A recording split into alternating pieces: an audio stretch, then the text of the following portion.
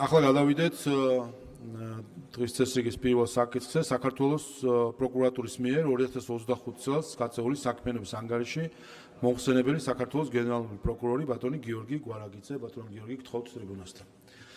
კოლეგებო, სამ ბატონ გიორგი დაიწყებს ანგარიშს, ასევე შეგახსენებთ, რომ გენერალური პროკურორის ანგარიში ეხება სისხლსამართლის პოლიტიკის განხორციელების საკითხებს. საქართველოს პარლამენტის რეგლამენტის 162 მუხლით არის გათვალისწინებული ანგარიშის შინაარსიც, განხილვის შინაარსიც. რა თქმა უნდა, ცდუნება დიდია კონკრეტულ სისხლსამართლის გამოძიების საკითხებთან, საქმებთან დაისვას კითხვები, თუმცა პარლამენტის რეგლამენტიც ითვალისწინებს ამასთან დაკავშირებით შეზღუდვას, არა იმიტომ, რომ კითხვებზე პასუხი არის, არამედ იმიტომ, რომ ცალმხრივი იქნება განხილვა, როდესაც გასაგებია, რომ გენერალური პროკურორი პროკურატურის პოზიციას და ბრალდების პოზიციით იქნება წარმოდგენილი, თუ კი კონკრეტულ სისხლსამართლის დანაშაულ საქმეზე ისაუბრებს, ისე რომ არ იქნება მეორე მხარე წარმოდგენილი, ამიტომ ყველას ვთხოვთ, რომ ამ ფარგლებში განხილვის დროსაც, კითხვის დასმის დროსაც რეგლამენტის შესაბამისად ვიმოქმედოთ და პატივიცეთ მათ შორის სისხლსამართლის საქმეების მონაწილე სხვა მხარეთა ინტერესებს და კონკრეტულ სისხლსამართლის საკითხებზე, საქმეებზე ნუ გვექნება ცდუნება, ასე თქვათ, კითხვის დასმის და საუბრის. გისმენთ ბატონ გიორგი.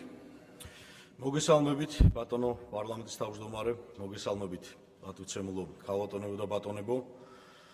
ჩემთვის ნამდვილად დიდი პატივია წარვსდგე საქართველოს პარლამენტის წინაშე და ამასთან ვისარგებლო შემთხვევით და მადლობა გადაგიხადოთ იმისათვის, რომ შეწუხდით, მობრძანდით და დრო დამითმეთ.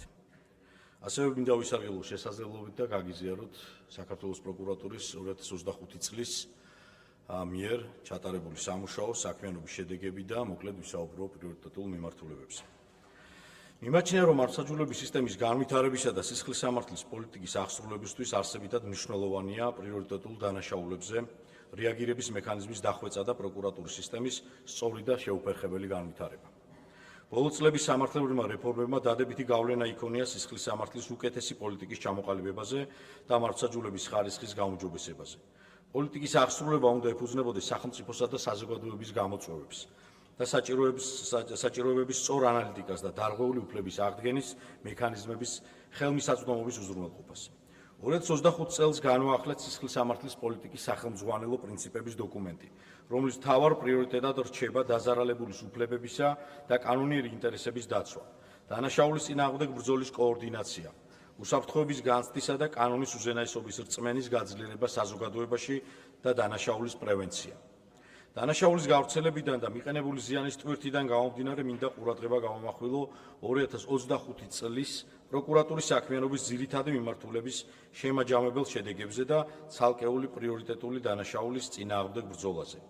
სისხლისამართლებელი დევნის ფუნქცია ის ძირითადი ინდიკატორია, რომელიც ზუსტად ასახავს ქვეყნის კრიმინოგენულ მდგომარეობას, დანაშაულზე რეაგირების დროულებას და გამოწვევებს, რომელზეც უნდა ვიმუშაოთ შემდგომ წლებშიც. 2025 წელს მაღალი იყო სისხლისამართლებრივი დევნის დაწყების მაჩვენებელი, რომელიც 25,086 პირს შეეხო და წინა წლებთან შედარებით მკვეთრი მატებით იყო გამორჩეული. მოსახლეობის განფენილობისა და რეგიონალური ეკონომიკური აქტივობის გამო კი ყველაზე მეტ დევნა 33,3% თბილისში დაიწყო, 13,7% აჭარაში და 11,9% იმერეთსა და რაჭა-ლეჩხუმის რეგიონში. ბოლო 6 წლის მანძილზე დევნის უპრეცედენტოდ მაღალი მაჩვენებელი ცალკეული დანაშაულის წინააღმდეგ ბრძოლის გაძლიერებითაა განპირობებული, რაზეც უფრო დეტალურად მექნება დღეს საუბარი. 2025 წელსაც, ისევე როგორც წინა 5 წელს, თითქმის უცვლელი იყო გავრცელებული დანაშაულების სტატისტიკა, როგორიცაა საკუთრების წინააღმდეგ მიმართული დანაშაული, ნარკოტიკული დანაშაული და ოჯახში ძალადობა. სისხლისამართლებელი დევნა ყველაზე მეტჯერ დაიწყო ნარკოტიკულ დანაშაულზე, რომლის წილმად 19,7% შეადგინა.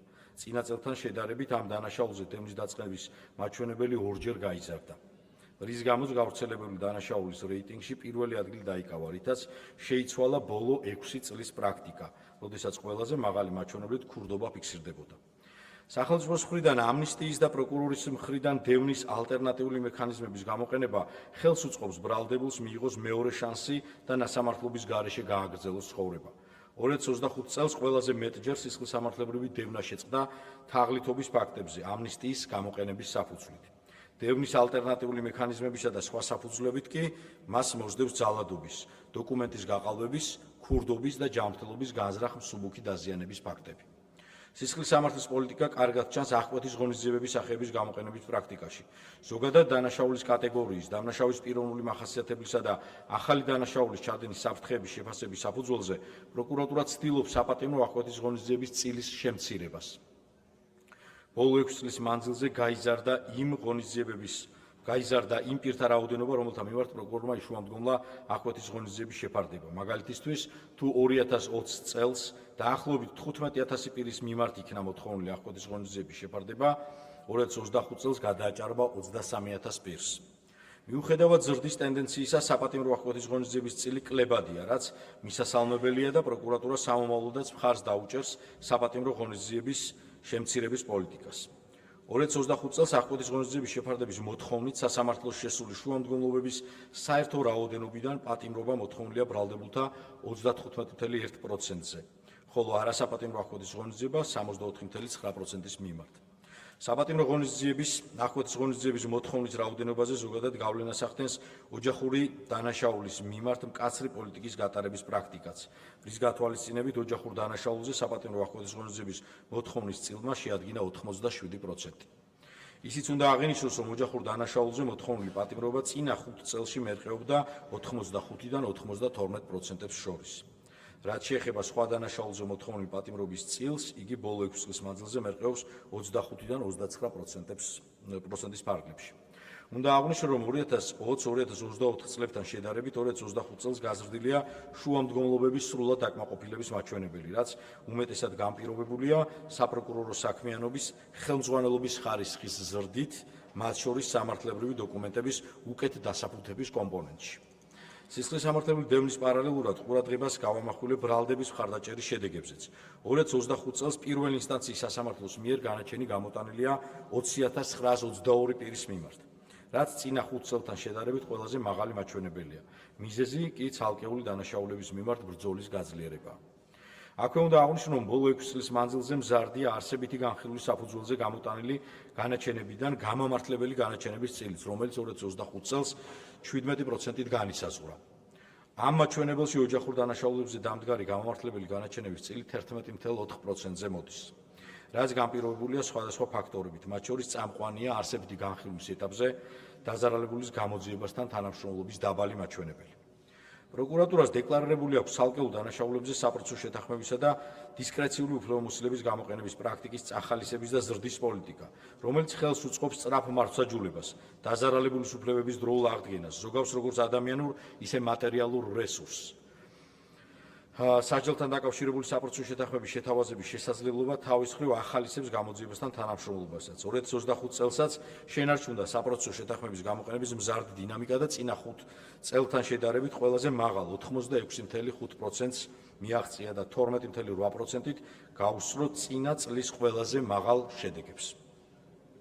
შენარჩუნდა გამოძიების ადრეულ ეტაპზე საპროცესო შეთანხმების გაფორმების მაღალი მაჩვენებელიც, რაც 65.8%-ია. აღსანიშნავია, რომ საპროცესო შეთანხმების სამართალწარმოების ადრეულ ეტაპზე გაფორმება ხელს უწყობს სწრაფი მართვსაჯულების განხორციელებას და ამავდროულად ზოგავს როგორც პროკურატურის, ისე სასამართლოს ადამიანურ და ფინანსურ რესურსს. რესურსების მსგავსი ოპტიმიზაცია საშუალებას აძლევს პროკურორებს მოახდინონ კონცენტრირება რთულ და კომპლექსურ საქმეებზე, რაც პირდაპირ აისახება მართვსაჯულების ხარისხის გაუმჯობესებასა და სამართალწარმოების აღსრულების ეფექტიანობაზე. რა თქმა უნდა, საინტერესოა საპროცესო შეთანხმების გაფორმების და სასჯელთა გამოყენების პრაქტიკაც. კვლავ მაღალია და ყოველწლიურად მზარდია სასჯელის სახით ჯარიმის გამოყენების მაჩვენებელი, რომელმაც 2025 წელს 58.7% შეადგინა, ხოლო ოდენობამ 57 მილიონს გადააჭარბა. კლების ტენდენცია ფიქსირდება საზოგადოებისათვის სასარგებლო შრომის გამოყენების პრაქტიკაში და 2025 წელს 13.3% შეადგინა. ზოგადად 2025 წლებში წილი 18%-დან 13%-ის ფარგლებში მერყეობს. საქართველოს პროკურატურამ 2025 წელს განაახლა საპროცესო შეთანხმების გაფორმებისას გამოსაყენებელი სასჯელის შესახებ სახელმძღვანელო მითითება. მათ შორის გაფართოვდა საზოგადოებისათვის სასარგებლო შრომის გამოყენების რეკომენდაცია და გვაქვს მოლოდინი, რომ შეჩერდება მისი გამოყენების კლების ტენდენცია. 2025 წელს გაიზარდა საპროცესო შეთანხმების გაფორმებისას სასჯელის სახით თავისუფლების აღკვეთის გამოყენების ფაქტები და 22.6% შეადგინა. აღსანიშნავია, რომ ბოლო 6 წლის მანძილზე ყველაზე დაბალი მაჩვენებელი 14.4% დაფიქსირებულია 2021 წელს. სხვა წლებში კი მერყეობდა 17-დან 19%-ის ფარგლებში. პროკურატურა მუშაობს საპატიმრო სასჯელის შემცირების პოლიტიკის წახალისებაზე და აქაც გვაქვს მოლოდინი, რომ შევძლებთ მისი წილის შემცირებას. აქვე ხაზგასმით მინდა აღვნიშნო, რომ პროკურატურა აგრძელებს მკაცრ და თანმიმდევრულ სისხლის სამართლის პოლიტიკას მძიმე და განსაკუთრებით მძიმე კატეგორიის ძალადობრივი დანაშაულის ჩამდენი პირების მიმართ. წინა 5 წლის მსგავსად განზრახ მკვლელობისა და დამამძიმებელ გარემოებში ჩადენილი განზრახ მკვლელობის ფაქტებზე თავისუფლების აღკვეთის გამოყენების მაჩვენებელი კვლავ 100%-ს შეადგენდა. სტაბილური 95%-იანი მაჩვენებელია შენარჩუნებული ყაჩაღობის ფაქტებზე, ხოლო ჯანმრთელობის განზრახ მძიმე დაზიანებისას თავისუფლების აღკვეთის წილმა წინა წლებთან შედარებით 4%-ით მოიმატა და 78%-ი შეადგინა. დისკრეციული უფლებამოსილების ფარგლებში პროკურორის მიერ სისხლის სამართლებრივი დევნის დაწყების, არ დაწყების ან შეწყვეტის შესახებ გადაწყვეტილების მიღებისას დაცული უნდა იყოს ბალანსი დაზარალებულის კანონიერ ინტერესებს, ბრალდებულის უფლებების დაცვასა და დანაშაულის პრევენციის ინტერესს შორის. გადაწყვეტილების მიღებისას პროკურორი აანალიზებს, არის თუ არა საჯარო ინტერესში დევნის დაწყება და ცალკეული დანაშაულების ჩამდენი პირების მიმართ პრიორიტეტულად იყენებს განრიდებას. როგორც წესი, განრიდება არ გამოიყენება ისეთ შემთხვევებში, როდესაც დანაშაულის შედეგად დადგა მძიმე ან და გამოუსწორებელი ზიანი. უმეტესად ვიყენებთ ნაკლებად მძიმე კატეგორიის გაუფრთხილებელი არაძალადობრივი დანაშაულების ჩამდენი პირების მიმართ. გადაწყვეტილების მიღებისას მხედველობაში ვღებულობ დანაშაულის ხასიათს, მის განმაპირობებულ ფაქტორებს, დამდგარ შედეგს, დანაშაულის პიროვნულ მახასიათებლებს, დაზარალებულის პოზიციას და სხვა გარემოებებს. 2025 წელს გაანალიზდა განრიდების გამოყენების არსებული პრაქტიკა, რომლის შედეგებისა და საკანონმდებლო ცვლილებების გათვალისწინებით გადამუშავდა სახელმძღვანელო მითითება და გაფართოვდა განრიდების გამოყენების რეკომენდაცია. დოკუმენტის განახლებამ ხელი შეუწყო პროკურორთა მიერ დროული გადაწყვეტილებების მიღებას და განრიდების გამოყენების ზრდას. 2025 წელს 2499 სრულწლოვანი განრიდდა, რომელთაგან 2271 პირი ნაკლებად მძიმე კატეგორიის დანაშაულზე იყო ბრალდებული. შთამბეჭდავია ბოლო წლებში განრიდების გამოყენების ზრდის ტენდენციაც, რომელიც 2020 წელს 984 პირიდან დაიწყო. აღსანიშნავია, რომ ყველაზე ხშირად განრიდება გამოყენებულ იქნა ქურდობაზე 704 პირის მიმართ, რასაც მოყვება სატრანსპორტო დანაშაული 557 პირით, ძალადობა 371 პირით, მცენარე კანაფთან ან მარიხუანასთან დაკავშირებული დანაშაული 165 პირით, ოფიციალური დოკუმენტის გაყალბებასთან დაკავშირებული დანაშაული 67 პირით. აღნიშნული პრაქტიკა სრულად შეესაბამება სისხლის სამართლის პოლიტიკას, რომლის მიზანია დაბალი საზოგადოებრივი საშიშროების მქონე ქმედებებზე ჰუმანური მიდგომების გამოყენება. მძიმე კატეგორიის დანაშაულებიდან განრიდება ყველაზე ხშირად არაძალადობრივ და ეკონომიკურ დანაშაულზე გამოვიყენეთ. ვისაუბრეთ დანაშაულზე და დამნაშავეთა მიმართ გატარებულ პოლიტიკაზე და ყურადღება მინდა გავამახვილო დაზარალებულებზე. დაზარალებულზე ორიენტირებული სისხლის სამართლის პოლიტიკის წარმოება, მათი უფლებების დაცვა და გაძლიერება საქართველოს პროკურატურის სტრატეგიით გათვალისწინებული პრიორიტეტია. 2025 წელს დაზარალებულის სტატუსი მიენიჭა 17209 პირს და მათი უმრავლესობა 91.8% სრულწლოვანი იყო. ყველაზე ხშირად კი დააზარალა ქურდობამ, ოჯახში ძალადობამ და ძალადობამ, თაღლითობამ და სატრანსპორტო დანაშაულმა. დევნის დაწყების ანალოგიურად რაოდენობრივად ყველაზე მეტჯერ დაზარალების ფაქტი თბილისში, აჭარაშსა და იმერეთში დაფიქსირდა. წლის განმავლობაში მომეტებული ყურადღება ეთმობოდა პრევენციას, მომზად და სრულწლოვანი და არასრულწლოვანი დაზარალებულების გზამკვლევები, რომელშიც თავმოყრილია ინფორმაცია, რა უფლებებით შეუძლია ისარგებლოს დანაშაულის მსხვერპლმა სამართალწარმოების სხვადასხვა ეტაპზე, ვისთან მოუწევს კომუნიკაცია პროცესის მიმდინარეობისას, როგორია პროცესის მონაწილეთა, მათ შორის პროკურორის როლი და რა მოლოდინები შეიძლება ჰქონდეს სამართალწარმოების დასრულებისას. გზამკვლევები შემუშავდა გავრცელებულ და მომეტებული მგზნობელობის მქონე დანაშაულებზეც, როგორიცაა ქალთა მიმართ ძალადობა, ოჯახური დანაშაულები, პირადი ცხოვრების ხელშეუხებლობა, ნაადრევი ქორწინება და ასე შემდეგ. დანაშაულთა, დაზარალებულთა მხარდაჭერისა და მეტი ღიაობის უზრუნველსაყოფად პროკურატურაში ფუნქციონირებს ცხელი ხაზი, სადაც დაზარალებულს შესაძლებლობა აქვთ მიიღონ ინფორმაცია მათთვის საინტერესო საკითხებზე, დააფიქსირონ პოზიცია გამოძიების მიმდინარეობაზე და მოითხოვონ უკავშირი. 500-ზე მეტმა დაზარალებულმა ისარგებლა პროკურატურის Facebook პლატფორმით და მიიღო უკავშირი მათთვის საინტერესო საკითხებზე. დაზარალებულს უფლებების ეფექტიანი დაცვისა და მათი ემოციური მხარდაჭერის მიზნით უწყება აუმჯობესებს მოწმისა და დაზარალებულის კოორდინატორთა საქმიანობის ხარისხს. მათ ძირითად ფუნქციას წარმოადგენს დაზარალებულისათვის სამართალწარმოების პროცესში მონაწილეობის გამარტივება, დანაშაულის შედეგად გამოწვეული სტრესის მინიმუმამდე შემცირება, ხელახალი და მეორეული ვიქტიმიზაციის თავიდან აცილება. გამოძიებისა და სასამართლო განხილვის ეტაპზე დაზარალებულის ინფორმირებულობის უზრუნველყოფა. განისაზღვრა იმ დანაშაულთა წრე და მოწყვლად პირთა კატეგორია, რომელთა მიმართ პროკურორის მიერ სავალდებულო წესით ან პრიორიტეტულად ხდება მოწმისათა დაზარალებულთა კოორდინატორის ჩართვა.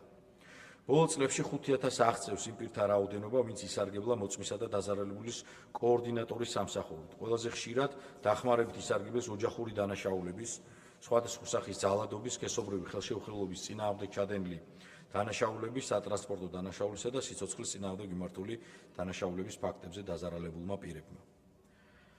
2025 წელს პროკურატურა პრიორიტეტულად ზრუნავდა არასრულწლოვანთა და შეზღუდული შესაძლებლობის მქონე პირთა უფლებების დაცვაზე და მართლმსაჯულების ხარისხის გაუმჯობესებაზე, საქმეთა მონიტორინგის, კვლევითი და ანალიტიკური საქმიანობის, სახელმძღვანელო მითითებების და საინფორმაციო ბროშურების შემუშავების. ამ საკითხებზე მომუშავე სპეციალიზებულ სუბიექტებთან კომუნიკაციის გაძლიერების გზით. მიუხედავად აღნიშნულისა, არასრულწლოვანთა მხრიდან დანაშაულის ჩადენის მზარდი მაჩვენებელი ჩვენი გამოწვევა, რაც წლიურ შედეგებშიც ასახულია. განრიდებულ და ბრალდებულ არასრულწლოვანთა რაოდენობამ 1069 პირი შეადგინა. ბოლო წლებში მზარდია არასრულწლოვანების მიმართ გამოტანილი განაჩენების რაოდენობაც, რომელიც 2025 წელს 404 პირს გაუთანაბრდა, ხოლო საპროცესო შეთანხმებით დასრულებული საქმეების წილმა 93.2% შეადგინა, რაც ბოლო წლების ყველაზე მაღალი მაჩვენებელია. არასრულწლოვანთა მიერ და მათ მიმართ ჩადენილი დანაშაულის წინააღმდეგ ბრძოლის ეფექტიანობის გასაზრდელად 2025 წელს თბილისის პროკურატურაში შეიქმნა არასრულწლოვანების საქმეთა სამმართველო. სტრუქტურული ერთეულის დაკომპლექტება მოხდა სპეციალიზებული პროკურორებით, რომლებიც საპროცესო ხელმძღვანელობასა და სასამართლოში სახელმწიფო ბრალდების მხარდაჭერას ახორციელებენ მხოლოდ ამ კატეგორიის საქმეებზე. საერთაშორისო სტანდარტებზე დაყრდნობით სპეციალიზებული პროკურორები იმ არასრულწლოვანების მიმართ, რომლებიც აკმაყოფილებენ კანონმდებლობით დადგენილ კრიტერიუმებს, უპირატესობას სისხლისამართლებრივი დევნის ალტერნატიულ მექანიზმებს ანიჭებენ, რომელიც 905 ბრალდებულზე გავრცელდა. საჯარო ინტერესის პარალელურად პროკურატურის უმთავრეს ამოცანას წარმოადგენს ბავშვის მხარდაჭერა რთული ქცევის დაძლევაში, რათა მას მიეცეს შესაძლებლობა ცხოვრება ნასამართლობის გარეშე განაგრძოს.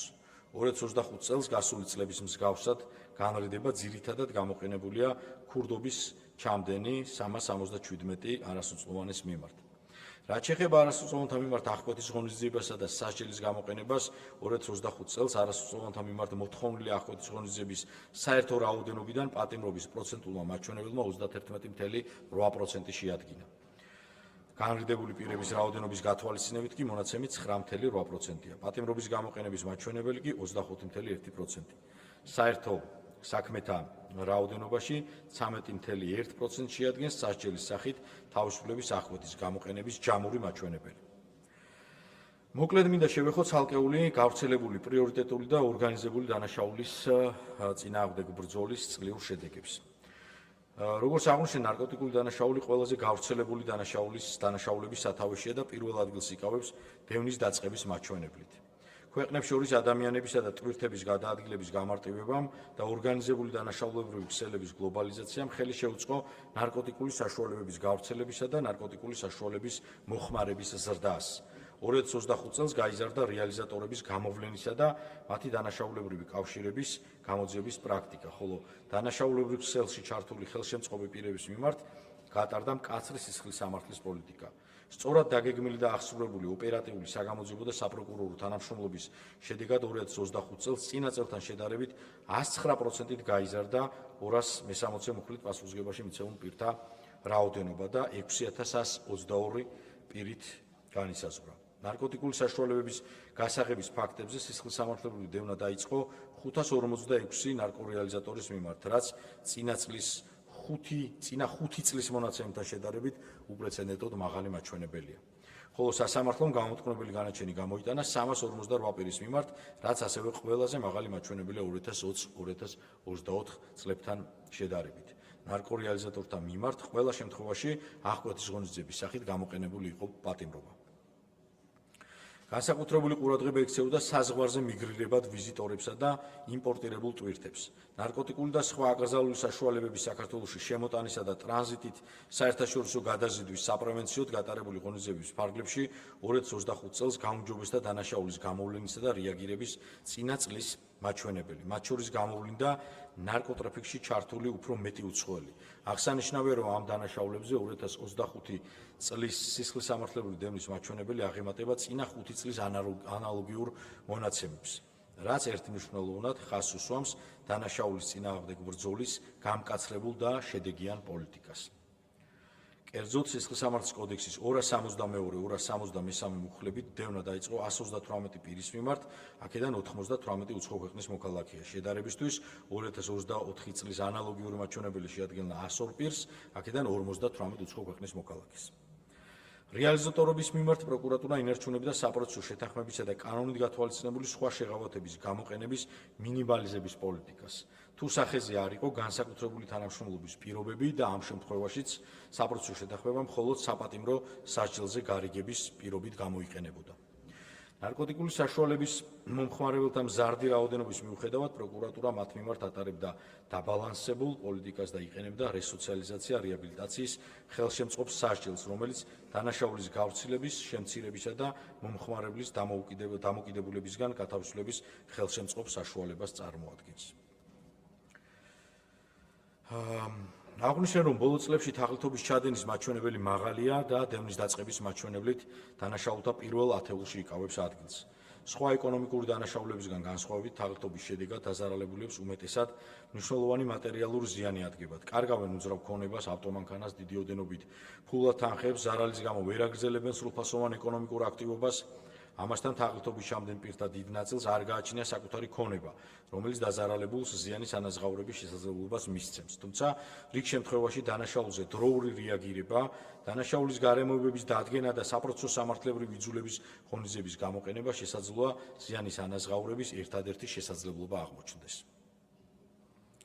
თაღლითობა კომპლექსური დანაშაულია და მასზე რეაგირებას დრო და სათანადო უნარჩვევები სჭირდება. სწორედ ამიტომ 2025 წლის ბოლოს თბილისის პროკურატურაში შეიქმნა თაღლითობის სისხლისამართლის საქმეებზე საპროცესო ხელმძღვანელობის სამმართველო, რომლის კომპეტენციას განეკუთვნება შინაგან საქმეთა სამინისტროს სპეციალიზებული დანაყოფის წარმოებაში არსებულ სისხლისამართლის საქმეებზე საპროცესო ხელმძღვანელობა და სახელმწიფო ბრალდების მხარდაჭერა.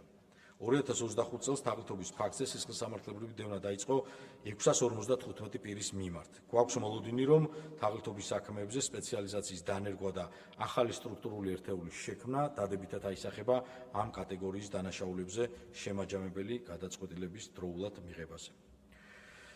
მოტყუების ხერხს თაღლითობის გარდა აქტიურად იყენებენ კიბერდამნაშავეებიც და ტექნოლოგიური განვითარების პარალელურად მზარდია სამართალდამცავი სისტემის გამოწვევებიც. პრაქტიკა ცხადყოფს, რომ კიბერდანაშაულის ჩასადენად ტექნოლოგიურად დახვეწილი რთული მეთოდები და საშუალებები გამოიყენება. სულ უფრო ხშირად კიბერდამნაშავეები ორგანიზებული დანაშაულის სტატუსით ოპერირებენ. დანაშაულებრივი კვალის დაფარვის შესაძლებლობები კი ყოველდღიურად იხვეწება.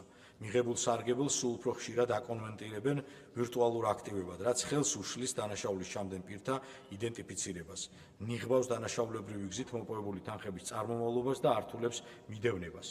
ამ გამოწვევის საპასუხოდ საქართველოს პროკურატურა წარმატებით თანამშრომლობდა ვირტუალური აქტივების სერვის პროვაიდერებთან, საერთაშორისო თანამშრომლობის უწყებათა შორის ქსელებთან, რათა გამოძიებისთვის მნიშვნელოვან ინფორმაციაზე ხელმისაწვდომობა უფრო სწრაფი და შედეგიანი გახდეს. შედეგად 2025 წელს წინა 5 წელთან შედარებით ყველაზე მაღალი იყო კიბერდანაშაულის ფაქტებზე დევნის დაწყების მაჩვენებელი და შეადგინა 256 პირი. კიბერდანაშაულისთვის მსჯავრდებულებს კი სახელმწიფო სასარგებლოდ ჩამოერთვა დანაშაულებრივი გზით მოპოვებული 3 მილიონ ლარზე მეტის ღირებულების ფულადი თანხა და ვირტუალური აქტივი. აქვე აღნიშნა, რომ 2025 წელს განვაახლეთ ვირტუალური აქტივების ამოღების პროცედურების შესახებ მეთოდოლოგიური სახელმძღვანელო და ვიყენებთ კრიპტოვალუტის მიდევნებისა და ანალიზის სპეციალურ პროგრამებს, რომელიც ეხმარება გამოძიებელს სათანადო პროცედურების დაცვით აღმოაჩინონ და ამოიღონ ვირტუალური აქტივები. ტექნოლოგიურ განვითარებასთან ერთად მზარდია ვირტუალურ სივრცეში ინფორმაციის მიმოცვლისა და პირად ცხოვრებასთან დაკავშირებული ინფორმაციის არამართლზომიერი გამოყენების ფაქტები. 2025 წლის საკანონმდებლო ცვლილების საფუძველზე გაფართოვდა პროკურატურის საგამოძიებო უფლებამოსილება და დაემატა პირადი ცხოვრების ხელყოფასთან დაკავშირებული დანაშაულების გამოძიება. ამ დანაშაულის მზარდი ხასიათისა და დაზარალებულისთვის მიყენებული მორალური ზიანის სიმძიმიდან გამომდინარე, აუცილებელია შემაჯამებელი გადაწყვეტილების დროულად მიღება და მსხვერპლთათვის მეორეული ვიქტიმიზაციის რისკების შემცირება. ამ მიზნით გაიზარდა სამართალწარმოების პროცესში მოწმისა და დაზარალებულის კოორდინატორების ჩართულობაც. ამ დანაშაულების წინააღმდეგ პროკურატურა ატარებს მკაცრ პოლიტიკას, ითხოვს საპატიმრო აღკვეთის ღონისძიების შეფარდებას და საპროცესო შეთანხმების გაფორმების შემთხვევაში უპირატესად იყენებს თავისუფლების აღკვეთასთან დაკავშირებულ სასჯელებს. 2025 წელს სისხლისამართლის კოდექსის 157-159 მუხლებით გამოძიება დაიწყო 162 საქმეზე, სისხლისამართლებრივი დევნა 78 პირის მიმართ, ხოლო განაჩენი გამოტანილია 71 პირის მიმართ. პროკურატურა მუშაობს საკანონმდებლო წინადადებაზე, რომ მხარეთა მიერ ინფორმაციის გაცვლისას შეიზღუდოს პირის ინტიმური ან პირადი ცხოვრების საიდუმლოების შემცველი მასალის ასლის სახით გადაცემის პრაქტიკა, რაც გამორიცხავს ამგვარი ინფორმაციის შესაძლო გავრცელების რისკებს. აღსანიშნავია, რომ პირადი ცხოვრების ხელყოფასთან დაკავშირებული დანაშაულების დაზარალებულების უმრავლესობა მდედრობითი სქესისაა, თუმცა ეს არ არის მათი ერთადერთი გამოწვევა. მინდა მოკლედ შევეხო ერთ-ერთ ყველაზე გავრცელებულ დანაშაულს, ოჯახურ დანაშაულს, სადაც ასევე უმეტესად ქალები ზარალდებიან. 2025 წელს ოჯახურ დანაშაულზე 4585 პირის მიმართ დავიწყეთ სისხლისამართლებრივი დევნა.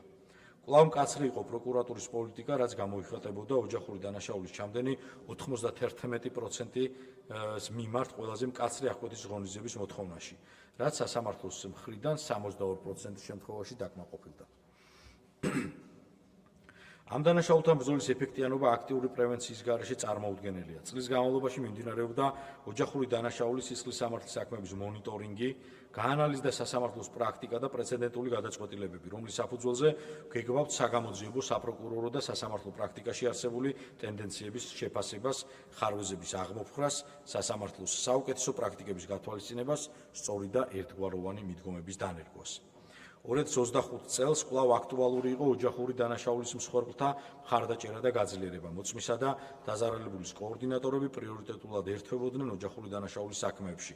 გაგრძელდა პროკურორთა სპეციალიზაცია, დაიწყო მუშაობა და მოქალაქისთვის საჯაროდ ხელმისაწვდომი მალე გახდება საინფორმაციო ბროშურა ოჯახური დანაშაულთან დაკავშირებულ საკითხებზე. გავრცელებული დანაშაულების პარალელურად მინდა მოკლედ შევეხო იმ დანაშაულებს, რომელზეც 2025 წელს მკვეთრად გავზარდეთ გამოვლენისა და სისხლისამართლებელი დევნის მაჩვენებელი. ორგანიზებული დანაშაულის წინააღმდეგ შედეგიანი ბრძოლისთვის მნიშვნელოვანია მისი მმართველი რგოლის მიმართ მართლმსაჯულების დროული და უპირობო აღსრულება. პროკურატურა ქმედითად იყენებდა უწყებათაშორისი თანამშრომლობის მექანიზმებს ორგანიზებული დანაშაულის გამოვლენის, მის წინააღმდეგ ბრძოლის მეთოდების დანერგვისა და პოზიტიური გამოცდილების გაზიარებისათვის. ქურდულ სამყაროსთან დაკავშირებულ დანაშაულზე 252 პირის მიმართ დავიწყეთ დევნა და მკაცრი იყო სისხლისამართლის პოლიტიკა მათ მიმართ. მათი ბრალდების საქმეები, როგორც წესი, სასამართლოში არსებითად განიხილებოდა და საპროცესო შეთანხმება მხოლოდ განსაკუთრებული თანამშრომლობის შემთხვევაში გამოიყენებოდა. ქურდული სამყაროს წინააღმდეგ ბრძოლის წლიური შედეგები ცხადყოფს სწორი და შედეგიანი მეთოდების გამოყენების პრაქტიკას. კანონიერი ქურდობის ფაქტზე სისხლისამართლებელი დევნა 18 პირის მიმართ დაიწყო, რაც 260%-ით აღემატება წინას წლის მაჩვენებელს. 67 პირს განესაზღვრა ბრალდებული სტატუსი ქურდული სამყაროს წევრობისათვის, რაც 235%-ით აღემატება წინა წლის მაჩვენებელს. 1140%-ით მოიმატა კანონიერი ქურდისთვის, ქურდული სამყაროს წევრისთვის მიმართვის გამო პასუხისმგებაში მიცემულ პირთა რაოდენობამ და განისაზღვრა 85 ბრალდებულით. 54 პირის მიმართ დაიწყო დევნა და 440%-იანი ზრდა დაფიქსირდა ქურდული სამყაროს საქმიანობის მხარდაჭერის ფაქტებზე, ხოლო ქურდულ შეკრებაში მონაწილეობისათვის პასუხისმგებაში მიეცა 18 პირი, რაც 500%-ით მეტია 2024 წლის შედეგზე. 2025 წელს მზარდი იყო კორუფციულ დანაშაულზე რეაგირების შედეგებიც. მოგიხსენებათ, კანონმდებლობით დადგენილ შემთხვევებში პროკურატურა თავად ახორციელებს კორუფციული დანაშაულის სრული მოცულობით გამოძიებას. პარალელურად უზრუნველყოფს საპროცესო ხელმძღვანელობას, უკაცრავად სხვა საგამოძიებო დანაყოფის წარმოებაში არსებულ სისხლისამართლის საქმეებზე და სასამართლოში მხარს უჭერს სახელმწიფო ბრალდებას. კორუფციულ დანაშაულზე გამოძიებისა და სისხლისამართლებლური დევნის ეფექტიანობის გასაზრდელად 2025 წელს სტრუქტურული რეფორმის ფარგლებში კორუფციულ დანაშაულზე სისხლისამართლებლური დევნის სამართლობის ბაზაზე შეიქმნა კორუფციული დანაშაულის წინააღმდეგ ბრძოლის დეპარტამენტი. დეპარტამენტი დაკომპლექტდა მაღალკვალიფიციური კადრებით და სრულად აღიჭრვა საქმიანობისთვის საჭირო მატერიალურ-ტექნიკური ბაზით. ასევე გაიზარდა პროკურორთა და გამომძიებელთა რაოდენობა, რაც ხელს უწყობს დასახული სტრატეგიული მიზნების მიღწევას. თქვენ ყურადღებას გამომახვილებს საჯარო სექტორში ჩადენილ კორუფციულ დანაშაულებზე. წინა 3 წელთან შედარებით 2025 წელს ყველაზე მაღალი იყო გამოძიების დაწყების მაჩვენებელი და 230 საქმით განისაზღვრა, ხოლო ბრალდებულ პირთა რაოდენობამ 125-ს მიაღწია. გაიზარდა სასამართლოს მიერ შემაჯამებელი გადაწყვეტილების გამოტანის მაჩვენებელიც და მსჯავრი დაიდო 84 პირს. ხაზგასასმელია, რომ 82 ბრალდებული კორუფციული დანაშაულის ჩადენისას დასაქმებულნი იყვნენ საჯარო სამსახურებში, მათ შორის 13 ბრალდებული დანაშაულის ჩადენისას იყო მაღალი თანამდებობის პირი. კერძოდ სახელმწიფო უსაფრთხოების სამსახურის უფროსი, შინაგან საქმეთა მინისტრი, თავდაცვის მინისტრი, თავდაცვის მინისტრის მოადგილე, თავდაცვის სამინისტროს შესყიდვების დეპარტამენტის უფროსი, ეკონომიკისა და მდგრადი განვითარების მინისტრის პირველი მოადგილე, რეგიონული განვითარებისა და ინფრასტრუქტურის მინისტრის მოადგილე, საავტომობილო გზების დეპარტამენტის თავმჯდომარის მოადგილე, მუნიციპალური განვითარების ფონდის აღმასრულებელი დირექტორი, შემოსავლების სამსახურის უფროსის მოადგილე, სასჯელახსოვრების დეპარტამენტის დირექტორის მოადგილე, სახელმწიფო რწმუნებულის მოადგილე, თბილისის მუნიციპალიტეტის მერი, საბავშვო ბაგაბაღების მართვის სააგენტოს დირექტორი. 2025 წელს მსჯავრდებულ პირთაგან კი 6 იყო მაღალი თანამდებობის პირი, როგორიცაა საქართველოს პრეზიდენტი, სახელმწიფო დაცვის სპეციალური სამსახურის უფროსი, აფხაზეთის ავტონომიური რესპუბლიკის ფინანსთა და ეკონომიკის მინისტრი, აფხაზეთის ავტონომიური რესპუბლიკის ფინანსთა და ეკონომიკის მინისტრის მოადგილე, აფხაზეთის ავტონომიური რესპუბლიკის სავაჭრო-სამრეწველო პალატის ვიცე-პრეზიდენტი, სახელმწიფო რწმუნებულის მოადგილე. კორუფციასთან ერთად აუცილებლად უნდა ვახსენოთ ფულის გათეთრების და საქონლის ლეგალური ბრუნვის წესის დარღვევის წინააღმდეგ ბრძოლის პრიორიტეტული მიმართულებები, რომლის შედეგიანობა ხელს უწყობს ქვეყნის ეკონომიკური სისტემის სტაბილურობასა და სოციალურ-ეკონომიკურ განვითარებას. ეს დანაშაულები არალეგალურ მატერიალურ სარგებლობთან დაკავშირებული დანაშაულებია, რაც აისახა კიდეც ფულის გათეთრების ფაქტებზე ამოღებული და დაყადაღებული აქტივების ღირებულებაში, რომელიც აღემატება 201 მილიონ ლარს. კონფისკაციას დაქვემდებარებული აქტივები კი 75 მილიონ ლარზე მეტია. მათ შორის პირველად ჩამორთმეული იქნა 19.4 მილიონი ლარის ღირებულების კრიპტოვალუტა. საქონლის ლეგალური ბრუნვის წესის დარღვევის წინააღმდეგ მიმართული დანაშაულებიდან ამოღებული არალეგალური საქონლის ჯამურმა ღირებულებამ კი 40 მილიონ ლარს გადააჭარბა. პროკურატურისა და საგამოძიებო ორგანოების ძალისხმევით მარტო ფულის გათეთრების ფაქტებზე 170 დაზარალებულისთვის და სახელმწიფოსთვის ანაზღაურებულია 49 მილიონ ლარზე მეტის ზიანი. კორუფციასთან და ეკონომიკურ დანაშაულთან ერთად აუცილებლად უნდა ვახსენოთ სხვა გლობალური საფრთხეები. საქართველოს გეოგრაფიული მდებარეობა, ევროპისა და აზიის დამაკავშირებელი სატრანსპორტო მარშრუტების არსებობა და უსაფრთხო ქვეყნის სტატუსი საქართველოს მიმზიდველს ხდის უკანონო მიგრაციისთვის, ოკუპირებული ტერიტორიების არსებობა ზრდის საზღვრის დაცვასთან დაკავშირებულ რისკებს. გაზრდილი მიგრაციის გათვალისწინებით განსაკუთრებით საყურადღებოა ტერორიზმის გლობალური საფრთხეებიც. ტერორიზმის წინააღმდეგ ბრძოლის მნიშვნელობიდან და მისგან მომდინარე საფრთხეების გამო პროკურატურა ატარებს საერთაშორისო თანამშრომლობაზე დაფუძნებულ მკაცრ სისხლის სამართლის პოლიტიკას. მკაცრია მიდგომები უკანონო მიგრაციასთან დაკავშირებული დანაშაულის მიმართაც, რომლის ჩამდენთა 80%-ზე მეტი უცხო ქვეყნის მოქალაქე იყო. შესაბამისად, ქვეყნიდან მათი დროული გაყვანისათვის მნიშვნელოვანია ქმედითი საკანონმდებლო რეგულაციის არსებობა. 2025 წელს საქართველოს სისხლის სამართლის კოდექსს დაემატა სასჯელის ახალი სახე, უცხოელის საქართველოსთან გაძევება და შემოსვლის აკრძალვა, რომელიც პრაქტიკაში უკვე აქტიურად გამოიყენება. 2025 წელს წინა 5 წელთან შედარებით უპრეცედენტოდ მაღალი იყო სისხლისამართლებლური დევნის დაწყების მაჩვენებელი საქართველოს სახელმწიფო საზღვრის უკანონო კვეთასთან დაკავშირებულ დანაშაულებზე, რამაც 659 პირს მიაღწია. დანაშაულის გამოვლენისა და მასზე რეაგირების მექანიზმის გაუმჯობესება მნიშვნელოვნად განაპირობა სახელმწიფო უწყებების კოორდინირებულმა თანამშრომლებამ, ოპერატიული მექანიზმების აქტიურად გამოყენებამ და დროულობამ. სვლად მე მომიხილე ცალკეული დანაშაულების მიმართ საპროკურორო საქმიანობის პრაქტიკა და აქვე საყურადღება მინდა გავამახვილო პროკურატურის როგორც საგამოძიებო ორგანოს 2025 წლის შედეგებზე. მოგეხსენებათ, საქართველოს პროკურატურა უფლებამოსილია სრული მოცულობით ჩაატაროს გამოძიება მის საგამოძიებო ქვემდებარეობას მიკუთვნებულ დანაშაულებზე, რითაც უმნიშვნელოვანეს როლს ასრულებს ქვეყანაში დანაშაულის ჩამდენი სპეციალური სუბიექტების, პირადი ცხოვრების ხელშეუხებლობის, ფულის გათეთრების, სამოხელეო დანაშაულისა და კორუფციული დანაშაულების წინააღმდეგ ბრძოლაში. 2025 წელს საქართველოს პროკურატურის საგამოძიებო დანაყოფებში გამოძიება დაიწყო 537 სისხლის სამართლის საქმეზე. მათ შორის ყველაზე მეტჯერ გამოძიება დაიწყო თაღლითობის, სამსახურეო უფლებამოსილების გადამეტების, მითვისება გაფლანგვის, სატრანსპორტო დანაშაულის, ყალბი დოკუმენტის გამოყენების, სამსახურეო უფლებამოსილების ბოროტად გამოყენების, უკანონო შემოსავლის ლეგალიზაციის, სამსახურებრივი გულგრდილობისა და სამსახურებრივი სიყალბის ჩადენის ფაქტებზე. 2025 წელს წინა წელთან შედარებით გაიზარდა სისხლის სამართლებრივი დევნის დაწყების მაჩვენებელიც და 330 პირი შეადგინა. მათ შორის ყველაზე ხშირად გამოვლინდა თაღლითობის, ყალბი ოფიციალური დოკუმენტის დამზადება გამოყენების, ფულის გათეთრების, მითვისება გაფლანგვის, პირადი ცხოვრების საიდუმლოს ხელყოფის, სატრანსპორტო დანაშაულის და სამსახურებრივი სიყალბის ფაქტები. საქართველოს პროკურატურის საგამოძიებო დანაყოფების წარმოებაში არსებულ სისხლის სამართლის საქმეებზე გამომტყუნებელი განაჩენი გამოტანილია 314 პირის, მათ შორის 24 იურიდიული პირის მიმართ, ხოლო გამმართველებელი განაჩენი დადგა 7 ბრალდებულის მიმართ. რა თქმა უნდა, პროკურატურის 2025 წლის საქმიანობის შედეგებზე დიდი გავლენა იქონია საგამოძიებო დანაყოფებთან და სხვა სახელმწიფო უწყებებთან აქტიურმა და კოორდინირებულმა თანამშრომლობამ.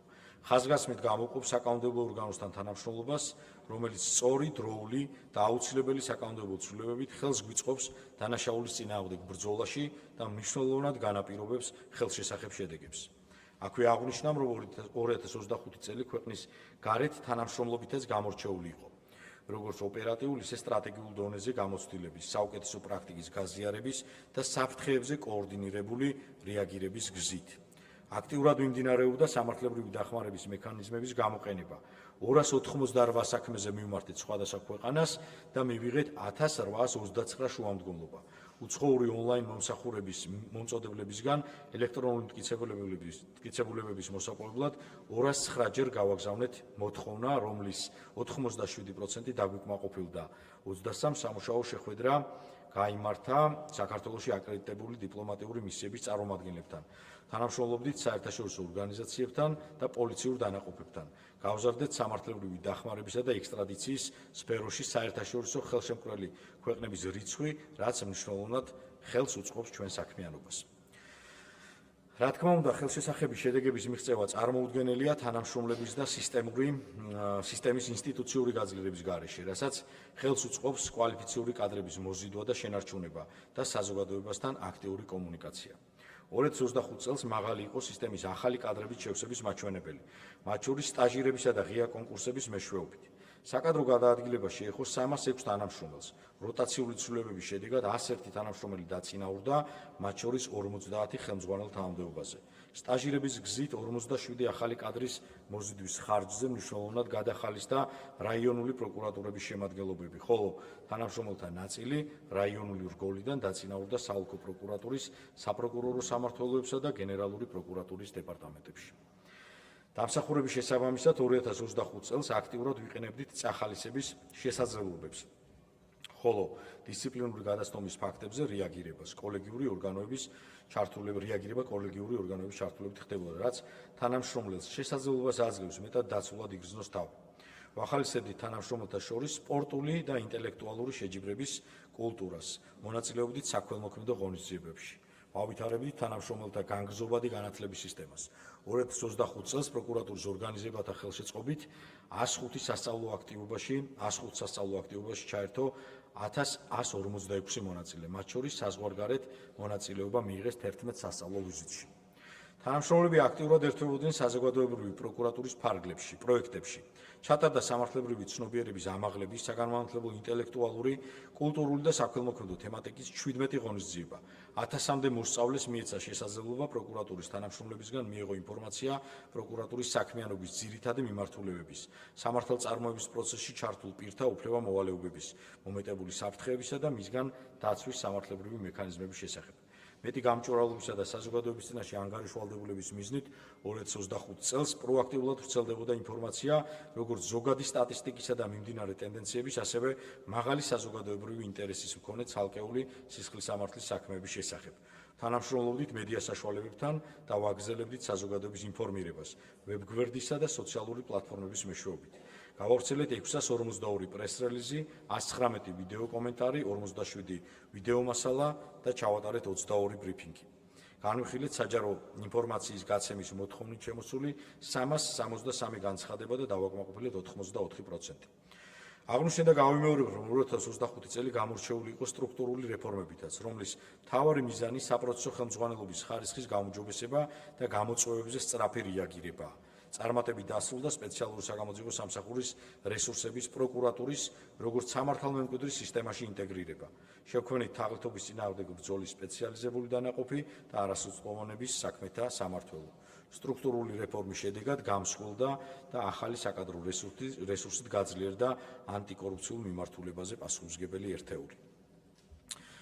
მიუხედავად იმისა, რომ საკმაოდ დიდი ხანია ვსაუბრობ 2025 წლის საქმიანობის ცალკეულ მიმართულებებზე, რთულია გაგიზიაროთ ყველაფერი. დეტალური ანგარიში გასაჯაროებულია და ხელმისაწვდომია ყველა დაინტერესებული პირისთვის. ვცდილობდით უზრუნველყო მეტი ღიაობა დაინტერესებული პირებისთვის პროაქტიულად მიგვეწოდებინა ინფორმაცია სისხლის სამართლის საქმეებზე და პროკურატურის საქმიანობაზე. დარწმუნებული ვარ, სათანადოდ შეაფასებთ პროკურატურის თანამშრომელთა მიერ 2025 წელს გაწეულ შრომას. ჩვენ კი მიმდინარე და შემდეგ წლებში ვიზრუნებთ უკეთესი მართლმსაჯულების სისტემის განვითარებას. მადლობთ ყურადღებისთვის.